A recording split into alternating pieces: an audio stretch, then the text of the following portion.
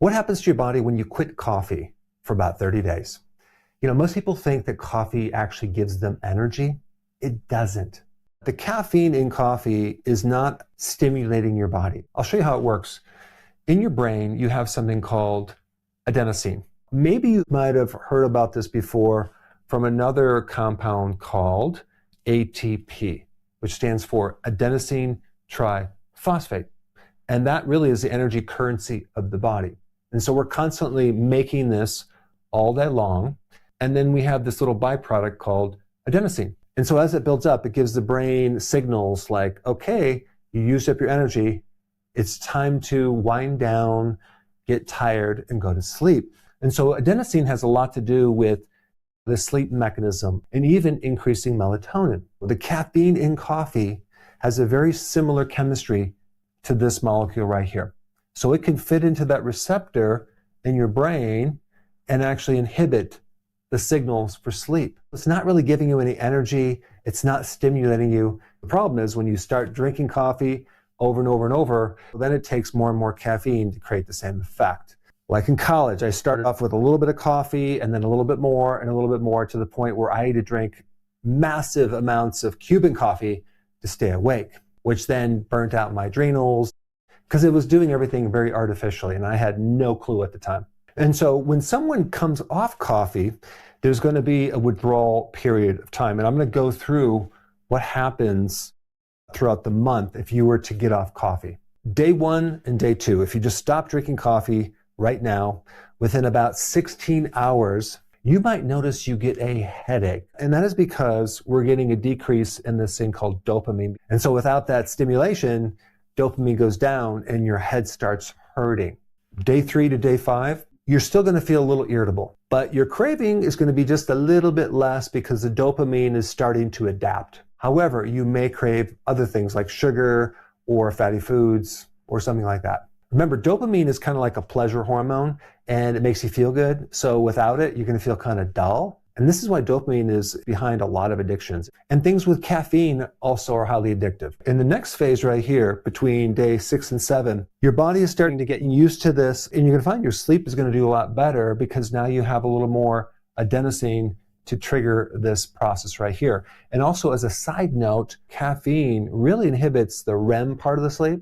So your REM sleep is going to be a little bit better at this point. And also you might find that your cortisol levels are a little bit lower. So you're just going to have a little bit better quality sleep at this point. I want to do a short FAQ on my organic black seed oil, which has been used for thousands of years across many different civilizations in their food and medicine, from its antioxidant properties to helping to support normal cell function and very unique different phytonutrients that can address many different conditions. This is Turkish origin, non-GMO, vegan, cold pressed, 100% pure. Check it out and please let us know of your successes. All right, from day 8 to 10, now is where you're going to notice your mood is going to start to be a lot better. So you're going to find that if you were before kind of on a emotional roller coaster, that's going to kind of even out because you're going to have less crashes because this receptor is starting to be more receptive and more sensitive. And so that means the dopamine is going to start leveling off too.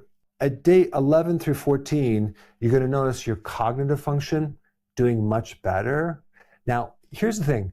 Caffeine doesn't really increase cognitive function. It affects cognitive function in a negative way, but it really only makes you alert. Because sometimes when people drink coffee, they think, wow, I have better memory, I'm more alert, I have more focus.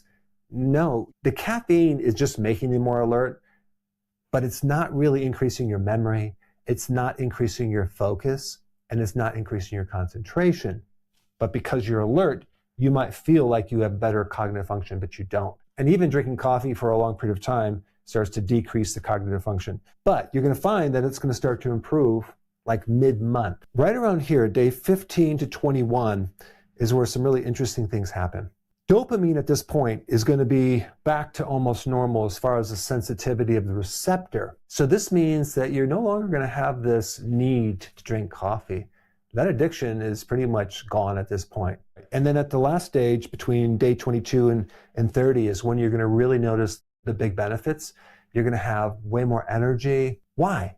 Because you're going to have more availability for this to actually go into this, and you're going to generate more energy from the sleep.